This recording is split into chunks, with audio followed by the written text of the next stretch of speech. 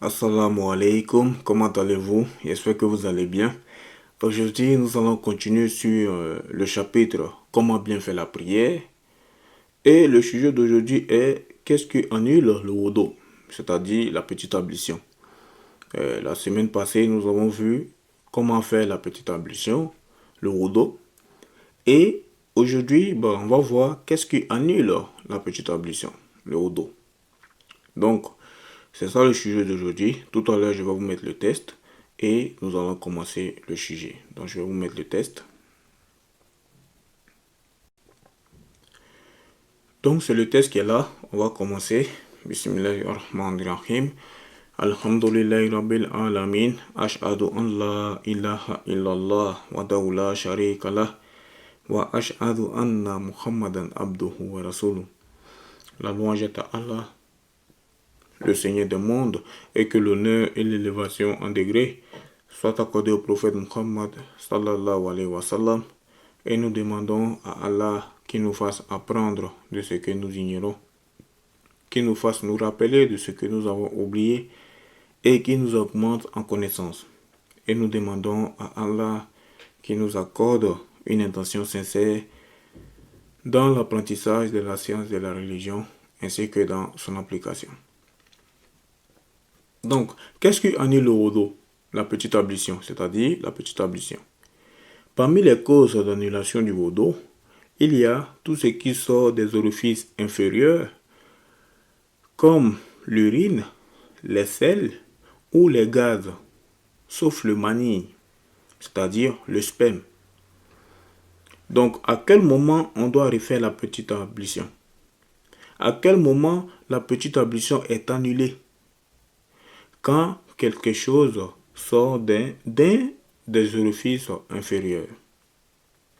Par exemple, si une personne va aux toilettes, elle urine, ou bien elle défèque, ou alors si elle a un gaz, elle a perdu le wudu, c'est-à-dire elle a perdu la petite ablution.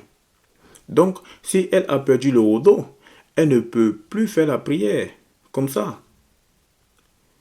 Et même si cela a lieu pendant la prière, sa prière est annulée. Donc, si quelqu'un est en pleine prière, il est en train de prier, il est en train de faire la prière, la salat, et pendant la prière, il a un gaz, sa prière est annulée. Il n'a pas besoin de dire Assalamu alaikum pour sortir de la prière. La personne, elle s'en va, elle va faire ses ablutions à nouveau et elle refait sa prière. D'accord? Donc, on a dit sauf le mani, c'est-à-dire sauf le sperme, parce que le sperme ne fait pas partie, selon l'imam Ash-Shafi'i, des choses qui annulent la petite ablution. L'émission de mani, ça annule la grande ablution, mais ça n'annule pas la petite ablution. L'émission du mani, ça annule la grande ablution, mais ça n'annule pas la petite ablution. Et parmi les causes d'annulation du wudu, deuxième, il y a le fait de toucher par contact direct du sexe d'un humain ou de son anus avec l'intérieur des mains. Donc, si une personne touche par contact direct, quand je dis par contact direct, ça veut dire sans intermédiaire. S'il y a un vêtement et lui, il touche son vêtement, cela ne va pas annuler sa petite ablution, son wudu. Mais, s'il n'y a pas d'intermédiaire avec sa main directement, il a touché son sexe ou son anus, ou celui d'un autre être humain, par exemple, celui de son bébé, cela annule le wudu. Le prophète Muhammad sallallahu alayhi wa sallam a dit dans un hadith, ce qui a pour sens, celui qui touche son sexe, qu'il fasse le wudu.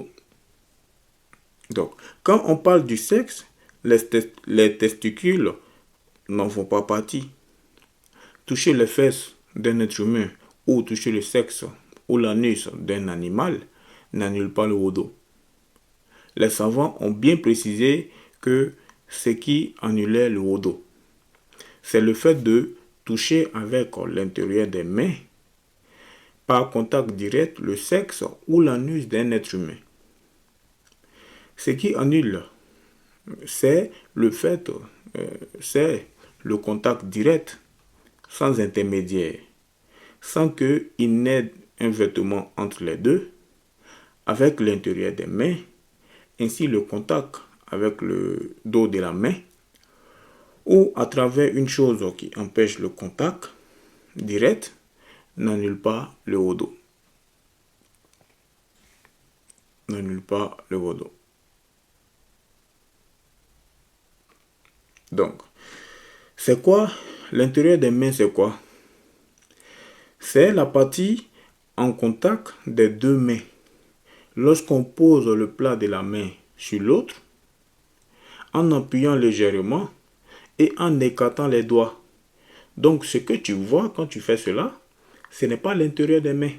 Mais ce que tu ne vois pas quand tu poses le plat de la main sur l'autre et tu écartes légèrement, ce que tu vois n'est pas le plat de la main. Mais ce que tu ne vois pas, c'est ça le plat de la main. D'accord? Donc c'est ça qui est l'intérieur des mains, quoi. C'est ça qui est l'intérieur des mains. Ce que tu ne vois pas, c'est ça qui est l'intérieur des mains. Et ce que tu vois, cela n'est pas l'intérieur des mains. D'accord? Donc c'est ça l'intérieur des mains. Quand tu poses le plat de la main sur l'autre, et en appuyant légèrement, et tu écartes en écartant les doigts, les parties que tu vois ne sont pas l'intérieur des mains. Et les parties que tu ne vois pas, ce sont l'intérieur des mains. D'accord? Donc, troisièmement, parmi les choses qui annulent, parmi les causes qui annulent le wodo, troisièmement, qu'un homme touche peau contre peau une personne de sexe féminin, ajnabiya, et qui a atteint un âge auquel elle peut être désirée par quelqu'un de normal. Donc, on ne parle pas d'une enfant.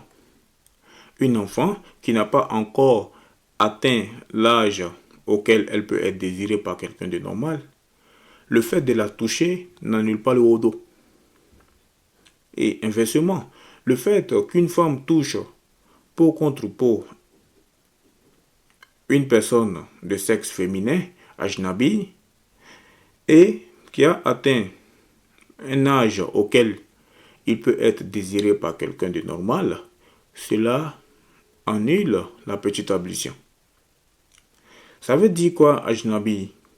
Ajnabi, ça veut dire ils sont étrangers l'un à l'autre.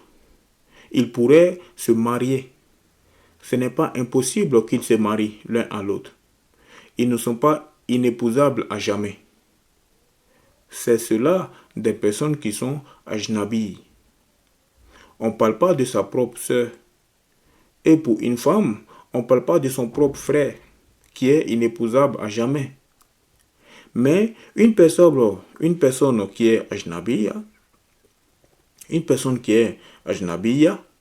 le fait de la toucher peau contre peau annule le wodo, annule la petite ablution. Et c'est quoi al-najib? C'est quoi ajnabiya? Ajnabiya, c'est celle qui n'est pas mahram. Et mahram, c'est quoi? Mahram, c'est la personne qu'il est interdit d'épouser à jamais, à cause de liens de sang, comme la mère ou la sœur, et pour une femme, comme le père ou le frère, l'oncle, grand-père, ou le fils, le neveu. Tout cela sont des personnes qui sont mahram, c'est-à-dire qui sont inépousables à jamais. Tu ne pourras jamais épouser ton frère pour une femme. Tu ne pourras jamais épouser ta soeur pour un homme. Tu ne pourras jamais épouser ta tante, ton oncle. Un homme ne peut pas épouser sa grand-mère, ni sa sœur, ni sa petite fille. Une femme ne peut pas épouser son grand-père, ni son oncle, ni son fils, ni son petit-fils, ni son neveu. Ces gens-là sont des maharams. Ce sont des gens qu'il est interdit d'épouser à jamais à cause de liens de sang. Mais également, on peut être mahram à cause de liens de mariage, comme la mère de l'épouse. Si un homme se marie avec une femme, et la mère de la femme, la mère de cette femme, devient mahram. Donc, le fait de la toucher, cela ne va pas annuler le wudu. Cela ne va pas annuler sa petite ablution. Pourquoi? Parce que la belle-mère, elle devient inépousable à jamais. D'accord? Ou, troisièmement, pas des liens d'allaitement, comme la sœur de lait. Bah, une femme, il se peut qu'elle allaite un bébé qui n'est pas le sien. Mais si ce bébé, elle l'allaite sous certaines conditions, les savants ont dit qu'elle l'allaite à 5 reprises avant l'âge de 2 ans, alors elle devient sa mère de lait. Elle ne remplace pas sa vraie mère, mais on l'appelle sa mère de lait.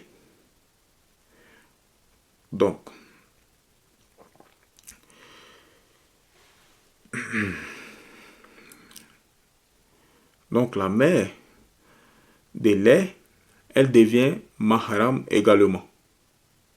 Si elle a allaité un garçon et que elle, elle avait une fille, le garçon, il n'était pas à elle, mais elle l'a allaité. Elle est devenue sa mère de lait. Et elle avait une fille. Bah, cette fille, elle devient la sœur de lait du garçon. Donc, ce garçon-là, quand il grandira, il ne pourra jamais se marier avec cette femme-là, qui sera sa sœur de lait, même si ce n'est pas sa sœur de sang. D'accord? Donc, toucher avec intermédiaire comme un habit n'annule pas le wudu, n'annule pas la petite ablution. Et quatrièmement,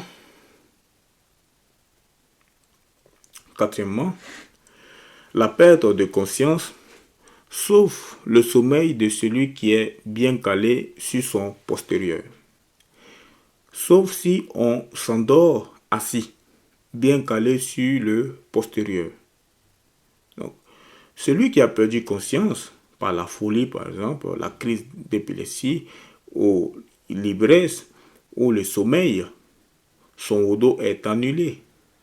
Sauf celui qui s'est endormi et assis bien calé sur son postérieur, c'est-à-dire en collant son postérieur au sol, de manière à ce qu'il n'y ait pas d'espace libre entre lui et le sol. Quant à la somnolence, elle n'annule pas le wudu. Et c'est quoi la somnolence? C'est l'état de quelqu'un, c'est l'état dans lequel on entend la parole de ceux qui sont autour de soi, mais on ne la comprend pas. Donc c'est quelqu'un qui est au point de dormir. Il entend ce que les gens disent à côté, mais il ne comprend pas puisque lui, il est presque endormi. Donc cela, somnolence, n'annule pas le wudu. D'accord? Et si un de ces 4 points a eu lieu, il va falloir refaire le wudu pour pouvoir faire la prière. Voilà, selon l'imam Ash-Shafi'i, les 4 points qui annulent le wudu.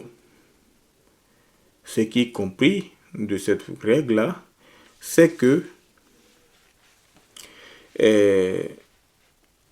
En dehors de ces 4 points, les choses n'annulent pas le wudu. En dehors de ces 4 points, les choses n'annulent pas le wudu. Si quelqu'un a dit un gros mot, c'est pas, ça n'annule pas le wudu. Si quelqu'un a dit un gros mot, cela n'annule pas le wudu. Si quelqu'un a fumé une cigarette, c'est pas bien, mais ça n'annule pas le wudu. Si quelqu'un a vomi, ça n'annule pas le wudu. Les choses qui annulent le wudu, c'est-à-dire la petite ablution, ce sont ces 4 choses-là. D'accord? Maintenant, les choses interdites quand on n'a pas la petite ablution. Quand on n'a pas sa petite ablution. Il est interdit à celui dont le wudu a été annulé de faire, premièrement, de faire la prière. C'est haram et ce n'est pas valable de faire la prière si la personne n'a pas le wudu. Que ce soit une prière obligatoire ou une prière surérogatoire. Et deuxièmement, d'accomplir les tours rituels autour de la Kaaba, qu'on appelle les 7 tours autour de la Kaaba, qui sont obligatoires ou surérogatoires, car les tours rituels sont comme la prière, sauf qu'il y est permis de parler. Donc les 7 tours, car les tours rituels sont comme la prière, sauf qu'il y est permis de parler. Troisièmement, de porter le livre du Coran, ou bien de le toucher, c'est-à-dire d'en toucher les pages ou la reliure qui est reliée au Musaf, à moins qu'il y ait une nécessité. Et c'est quoi une nécessité? Si le livre du Coran est dans un endroit et qu'il y a une impureté qui est en train de couler et qui se dirige vers le Coran, tu ne vas pas laisser comme ça l'impureté arriver jusqu'à être en contact avec le Musaf. Ça, c'est une exception. Tu prends le Musaf et tu vas le déposer ailleurs pour ne pas qu'il soit touché par cette impureté. Voilà un exemple de nécessité. Mais sinon, tu ne touches pas le Coran si tu n'as pas le wudu, la petite ablution. Est-ce que tu as le droit de réciter le Coran? Est-ce que tu as le droit de réciter le Coran? Si tu le connais par cœur, oui, tu as le droit. Mais il est permis à celui dont le wudu est rompu de réciter le Coran, d'entrer dans les mosquées et d'y rester. Donc, voici les choses qui annulent la petite ablution que nous avons vue. Et nous avons vu aussi ce qui est interdit, les choses qui sont interdites quand on n'a pas la petite ablution aussi. Donc, c'est le cours d'aujourd'hui. Et Inch'Allah, on continue sur les sujets. Comment bien faire la prière la semaine prochaine. Et oui, je crois qu'on va s'arrêter là. D'accord? Oui, et le prochain cours, ça sera l'istinja. Ouais. On va expliquer ça, Inch'Allah, en détail. Donc, on a terminé.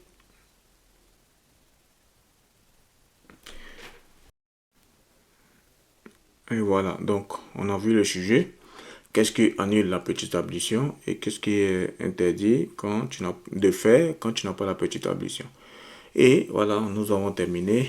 N'oubliez pas de partager les cours et d'inviter les gens à s'abonner à la chaîne YouTube de cette chaîne pour apprendre la science de la religion. Donc nous avons terminé. Subhanak Allahumma wa bihamdik. Ashhadu an la ilaha illa ant astaghfiruka wa atubu ilayka.